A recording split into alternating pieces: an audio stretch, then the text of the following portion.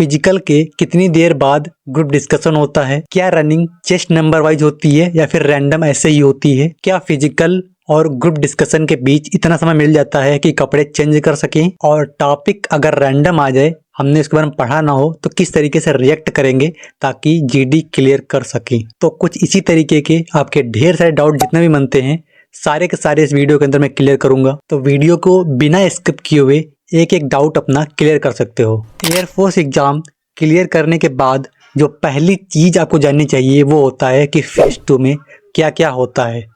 Basically सबको ये पता होता है कि सुबह गया, रनिंग हुआ, पुशअप हुआ, स्क्वाट हुआ, सिटअप हुआ और जीडी होके बाहर आ गए क्लियर करके। बट इसके अलावा भी बहुत सारी चीज़ें होती हैं, जस्ट लाइक कि अगर आप 5 बजे सुबह रिपोर्ट करते हैं और शाम को 9-10 बजे छूटते हैं, तो इसके बीच में बहुत सारी चीज़ें होती हैं। तो आपके मन में ये डाउट बनता है कि कोई ऐसा लड़का मिल जाए या फिर कोई ऐसा कैंडिडेट मिल जाए जिसने जीडी दे रखा हो, फेज 2 दे रखा हो और मेरे सारे डाउट क्लियर कर दे। तो आज मैं आपको बताने वाला हूँ कि फिजिकल या जीडी के अलावा भी क्या क्या चीज़ें होती हैं और आपके जो कॉमन डाउट होते हैं उनको मैंने लिख करके इस वीडियो के अंदर समझा रखा है और क्लियर कर रखा है सारे के सारे। So Jai Hind cadets and welcome to the aspirant guide YouTube channel. मेरा नाम है हर्षित गौड़ और आज मैं आपको अपने 2 टाइम जीडी क्लियर करने के एक्सपीरियंस के बेस पे गाइड करने वाला हूँ कि फेज 2 के अंदर क्या क्या होता है, क्या क्या मिस्टेक नहीं करनी है और कौन कौन सी चीज़ें जो आपको वहाँ पे नहीं देखने को मिलेंगी। जस्ट लाइक कि जो डॉक्यूमेंट्स होते हैं कि कॉन्सेंट फॉर्म क्या होता है, PIQ फॉर्म क्या होता है, कैसे फिल करना है, गलती तो नहीं हो जाएगी अगर भरोगे ऐसे, तो सारे डाउट क्लियर होंगे। तो वीडियो बहुत पेशेंस के साथ देखना, वीडियो हो सकता है लंबा हो क्योंकि डाउट मैंने बहुत सारे ले रखे हैं और एक एक क्लियर करूँगा।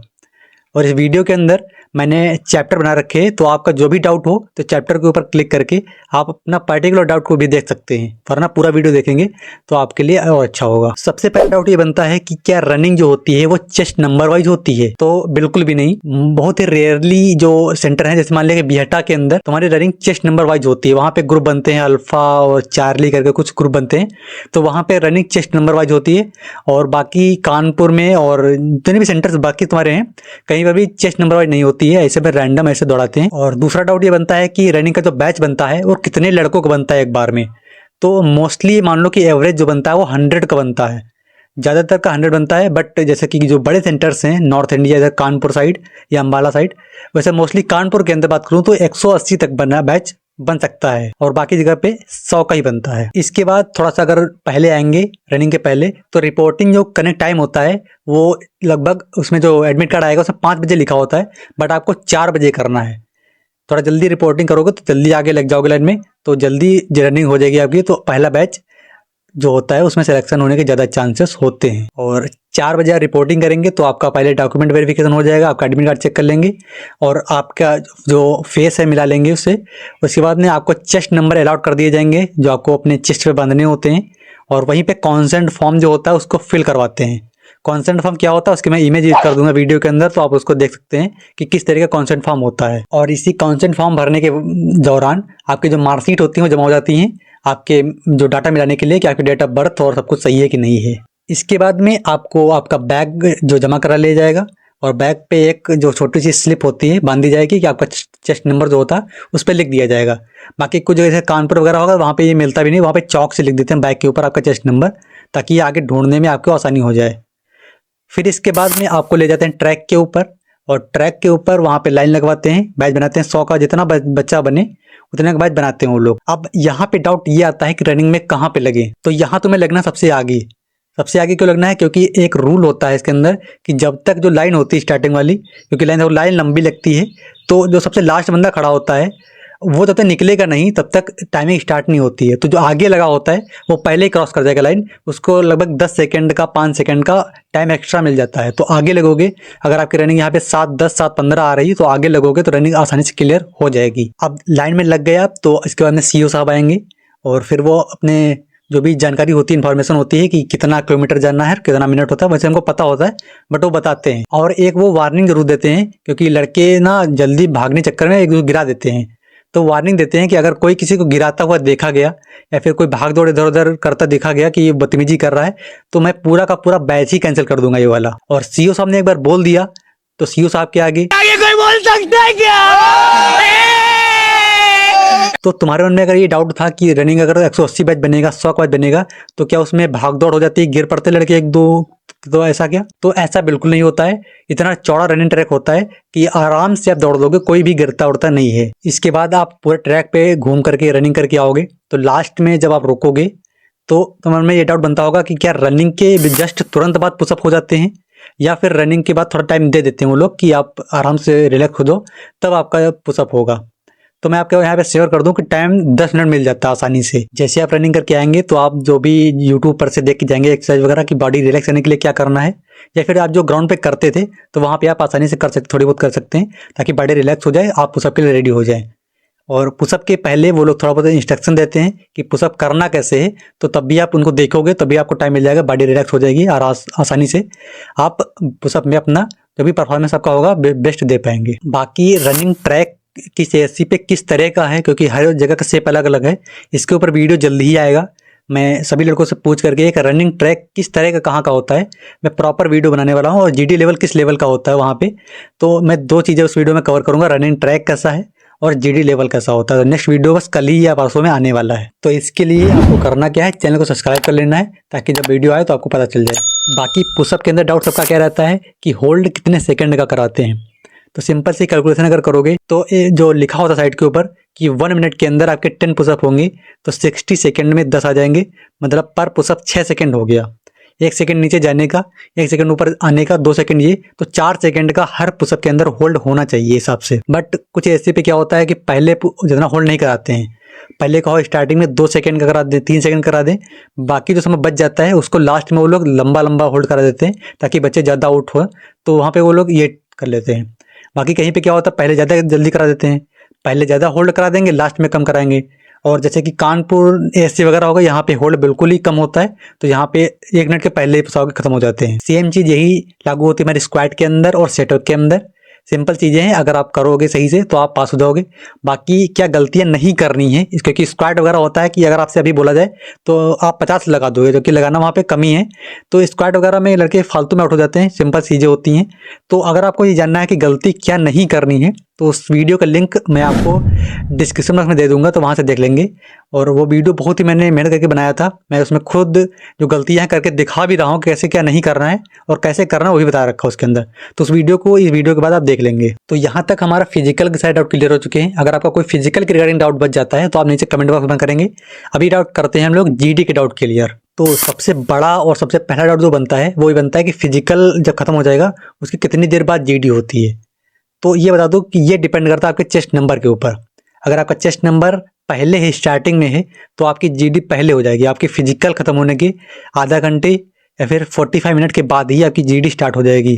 अगर आपका चेस्ट नंबर लास्ट में है, जस्ट लाइक कि मैं एग्जांपल लेता हूँ कि किसी का चेस्ट नंबर 361 है, 361 है, तो ये लास्ट में है, तो इसकी जीडी जो होगी वही शाम को 2 से 3 बजे जीडी होगी इसकी।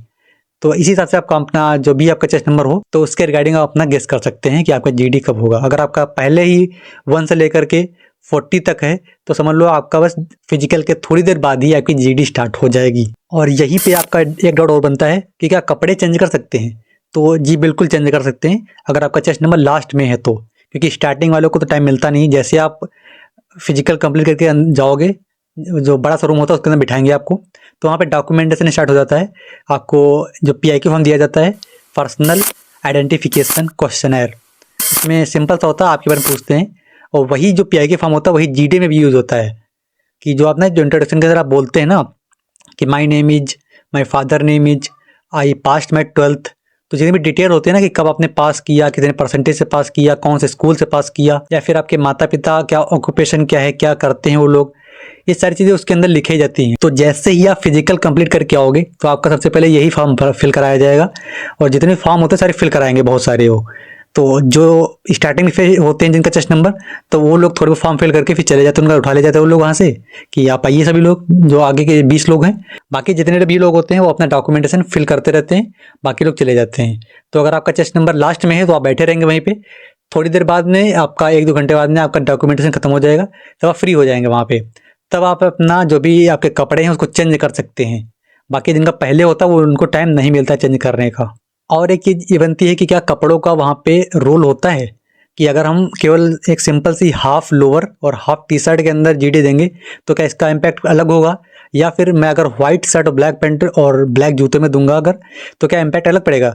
तो मैं यहाँ पे बिल्कुल श्योर कर दूंगा आपको 100%, इसका कोई इम्पैक्ट नहीं पड़ता है। अगर आप बोलोगे नहीं तो आउट हो जाओगे, बोलोगे तो आपकी जीडी क्लियर हो जाएगी। फॉर एग्जाम्पल मैं देता हूँ कि जो लड़का अभी फिजिकल करके आया है, पुशअप लगा के आया है, तो वो लेटा होगा, जो सेटअप लगा के आया है वो लेटा होगा वहाँ पे, तो उसको सब धूल मिट्टी सब लग गई होगी। बस अगर स्टार्टिंग में उसका है तो वहाँ से उसको ले जाएंगे तो उसको वो ऐसे ही धूल भरी जो कपड़े होते हैं उनमें ही जीडी देता है और उनमें से ही क्लियर करता है। तो कपड़ों का यहाँ पे कोई भी रोल नहीं है। फिर भी अगर आप चाहते हैं तो आप ले जा सकते हैं अपने, बाकी मैं रिकमेंड नहीं करूंगा। फिर इसके बाद में जैसे ही आपका नंबर आएगा जीडी का, तो आपका जो ग्रुप बनेगा 20 का, 15 का, 18 का जैसा बन जाए, आप जाएंगे जीडी रूम के अंदर। आपके सामने कुछ कुर्सियां वहां पे पड़ी होंगी, 2 अफसर बैठे होंगे और वहां पे आपके सामने पैड भी रखी होगी आपके कुर्सी पर ही। तो आपको पैड अपने हाथ में लेना है और बैठ जाना है। फिर वहाँ पे आपको रफ सीट और फेयर सीट जो डिस्ट्रीब्यूट कर दी जाएगी, रफ सीट और फेयर सीट आपको बांट दी जाएगी। फिर वहाँ पे डिक्टेशन होगा। और ये भी एक डाउट बनता है कि डिक्टेशन कौन करता है, ऑफिसर करते हैं या फिर एआई द्वारा कराया जाता है। तो पिछले इनटेक के अंदर एआई के द्वारा कराया गया था, इसके पहले ऑफिसर खुद करते थे। तो इस बार आप किसी भी चीज़ के लिए प्रिपेयर होकर जाइए कि ऑफिसर करा सकते हैं या फिर एआई भी करा सकता है। फिर डिक्टेशन होने के खत्म होने के बाद में आपको जो भी आपने समझा, जो भी सुना, उसको आपको यूज करना है अपने फेयर शीट के अंदर।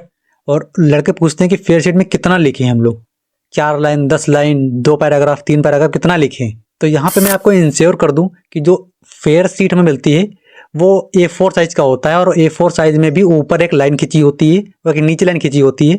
ऊपर जहाँ लाइन खींची होती है उसके ऊपर आपका नेम वगैरह किसी एससी पे दे रहे हैं, किस डेट में दे रहे हैं वो भरा होता है। और नीचे सिग्नेचर होते हैं, आपके सिग्नेचर और जो आपकी जीडी कराएगा उसके सिग्नेचर। तो A4 साइज से भी छोटा जो आपका बचेगा जगह उसमें लिखना होता है। मुश्किल से मुश्किल उसमें 2 पैराग्राफ आएंगे, बड़े बड़े थोड़े 4-5 लाइन के, बस इतना आता है। तो आपको करना कुछ नहीं, पहला जो पेज है उसको फिल कर लेना पूरा, और नेक्स्ट पेज में भी आपको थोड़ा बहुत लिखना जरूर है, ताकि इससे क्या होगा कि उसको इंडिकेशन जाएगा ऑफिसर को कि इस लड़के को आता मैटर था भी। अगर टाइम मिलता है आपको 10 मिनट, तो अगर टाइम इस लड़के को दे देते हैं ऑफिसर तो पूरा फिल कर देता है ये दोनों पेज। तो आपको करना क्या है, पहला पेज पूरा फिल करना है, पूरा लिखना है, और दूसरे पेज पे भी 2-4 लाइन लेके जरूर जाना है। तो यहाँ पे मैटर इतना अगर लिखोगे तो आपका 100% परफेक्ट रहेगा इतना मैटर। इसके बाद डाउट क्या बनता है कि क्या रफ सीट जो होती है वो अपने पास रख सकते हैं कि या नहीं रख सकते हैं, या फिर उसमें देख सकते हैं कि नहीं देख सकते हैं। तो मैं आपको बिल्कुल कर दूं, रफ सीट आपके पास ही रहेगी और आप उसमें देख भी सकते हैं। बट ऐसा नहीं करना है कि उसको देख के पढ़ सकते हैं, पढ़ के बोल सकते हैं। बट अगर कोई दूसरा बोल रहा अपना टॉपिक, अपना पॉइंट्स, तो उस टाइम अपना धीरे से अपना हल्का नजर नीचे ले जाके आप उसको जरूर देख सकते हैं। बाकी जीडी के अंदर ऑफिसर लोग देखते क्या है, तुम्हारे अंदर क्वालिटी क्या क्या देखते हैं, किस लिए एयरफोर्स जीडी करवाता है। जस्ट लाइक कि फिजिकल क्यों होता है, क्योंकि आपकी बॉडी की स्ट्रेंथ चेक करते हैं। रिटर्न एग्जाम क्यों होता है, क्योंकि आपकी मेमोरी पावर चेक करते हैं, आपकी नॉलेज चेक करते हैं। तो जीडी क्यों कराता है, इसके ऊपर वीडियो जल्दी ही आने वाला है, तो आप इसके लिए वेट करेंगे। फिर इसमें डाउट ये बनता है कि जीडी कितनी देर चलती है, क्या 1 घंटे चलती है, क्या 45 मिनट चलती है। तो यहाँ पे जीडी के ना पार्ट्स होते हैं। पहला पार्ट तुम्हारा खत्म हो चुका है, जो रफ सीट और फेयर सीट वाला जो था डिक्टेशन से लेकर के, और फेयर सीट जमा होने तक का पार्ट अलग है। फिर स्टार्ट होता है सेकंड पार्ट, जिसमें होता है इंट्रोडक्शन, सेल्फ इंट्रोडक्शन और टॉपिक इंट्रोडक्शन, जिसमें क्या होता है प्रति कैंडिडेट को 1-1 मिनट मिलता है, जिसके अंदर अपना वो सेल्फ इंट्रो, टॉपिक इंट्रो बोलता है। तो यहाँ पे खत्म होता है हमारा सेकंड पार्ट। फिर इसके बाद जीडी स्टार्ट होती है मेन हमारी, जिसमें हमें पार्टिसिपेट करना होता है। अब ये डिपेंड करता है हमें कैंडिडेट के नंबर के ऊपर।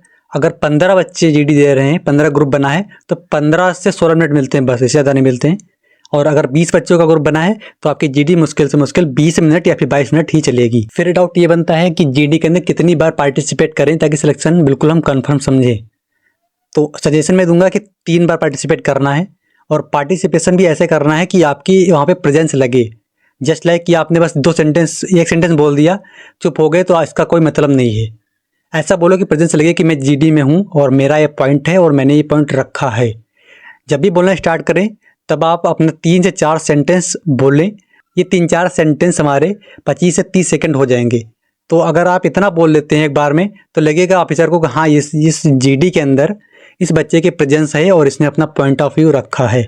तो इस तरीके के 3 बार पार्टिसिपेट करना है। वैसे एक बार बोलने से भी आपका सिलेक्शन हो जाता है, बट रेयरली केस में होता है। आपको टारगेट जब प्रिपरेशन आप कर रहे हैं तो 3 बार की आपकी टारगेट लेकर चलना है। और अगर आप जीडी की प्रिपरेशन करना चाहते हैं फ्री ऑफ कॉस्ट, तो मैं आपको बता दूं, नीचे डिस्क्रिप्शन बॉक्स के अंदर आपको टेलीग्राम चैनल का लिंक मिल जाएगा, वहां से आप ज्वाइन कर सकते हैं। वहां पे डेली क्लासेस होती हैं, सुबह 10 बजे और शाम को 8 बजे। ऑलरेडी बहुत सारे बच्चे वहां पे प्रिपरेशन कर रहे हैं और उनका बहुत अच्छा लेवल हो चुका है। तो आप भी अपनी तैयारी को वहां से स्टार्ट कर सकते हैं। इसके कोई भी चार्ज नहीं है। ये बिल्कुल निस्वार्थ भाव से है। मैं अपने एक्सपीरियंस के बेस पे जो भी मुझे आता है मैं आपको सिखा रहा हूँ वहाँ पे। और इसके पहले भी मैं जीडी करवा चुका हूँ, जीडी की बैच निकाल चुका हूँ, जिसके बच्चे ट्रेनिंग पे हैं अभी। तो यहाँ से ट्रस्ट और बन जाता है कि जहाँ से जीडी हम तैयारी करेंगे वहाँ का रिजल्ट अच्छा है। सबसे लास्ट डाउट मैं बताता हूँ आपको कि अगर आपका टॉपिक बिना पढ़ा हुआ आ जाए, रैंडम ऐसा आ जाए जिसको आपने आज तक पढ़ा ही नहीं है, तो उस समय आप किस तरह रिएक्ट करेंगे?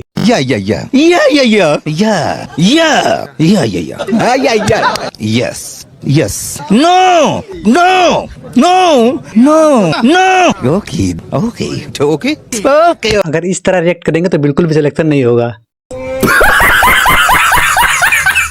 मैं बताता हूँ आपको कि कैसे रिएक्ट करना है। देखो, अगर एक टॉपिक आता है जो आपने पढ़ा नहीं है तो उसके पॉइंट कहाँ से ढूंढने हैं। पहला बात तो जब डिक्टेशन होगा तो बिल्कुल केयरफुल सुनना है। डिक्टेशन के अंदर एटलीस्ट वो लोग 200 से 250 वर्ड बोलते हैं। उन 200 से 250 वर्ड के अंदर आप एटलीस्ट 5-6 ऐसे वर्ड जरूर ढूंढ लेंगे जो आप आगे टॉपिक में अपने पॉइंट बोल सकते हैं। तो आपके 5-6 जो वर्ड्स हैं यहाँ से आपने कैप्चर कर लिए। फिर बारी आती है कि जो बच्चे आपसे पहले अपना सेल्फ इंट्रो, टॉपिक इंट्रो देंगे, उनको सुनना ध्यान से।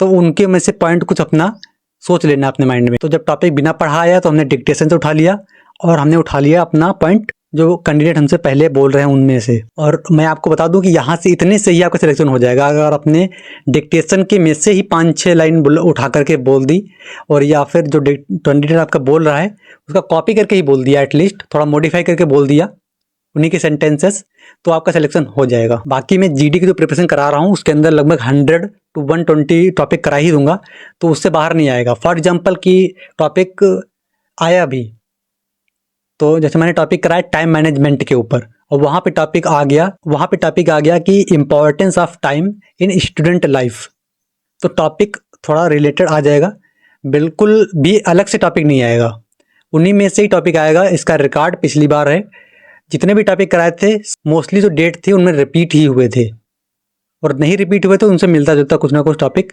जरूर आया था। तो यहाँ पे खत्म होता है वीडियो। अगर आप हमसे जुड़कर प्रिपरेशन करना चाहते हैं तो लेफ्ट साइड जो वीडियो स्क्रीन पर शो हो रहा है इस पर क्लिक करके आप हमसे जुड़ सकते हैं। और वीडियो अगर अच्छा लगा है तो लाइक जरूर करेंगे। जो आपका फीडबैक हो, जो भी आप कमेंट करना चाहते हैं, वीडियो अच्छा लगा है तो जरूर कमेंट करेंगे, क्योंकि कमेंट से क्या होता है, एक थोड़ा सा अच्छा लगता है कि अगर आपने अच्छा कमेंट किया है। और फर्दर जो वीडियो होंगी इसी तरीके कंटेंट मैं आपको दूंगा, इसी तरीके क्वालिटी कंटेंट दूंगा आपके लिए। रनिंग ट्रैक का जो भी वीडियो होगा वो अगले नेक्स्ट आएगा। टॉपिक क्या पूछे गए थे उनका वीडियो भी आएगा। सारे के सारे वीडियो आपको जल्दी ही इसी हफ्ते रिजल्ट के पहले मिल जाएंगे सारे।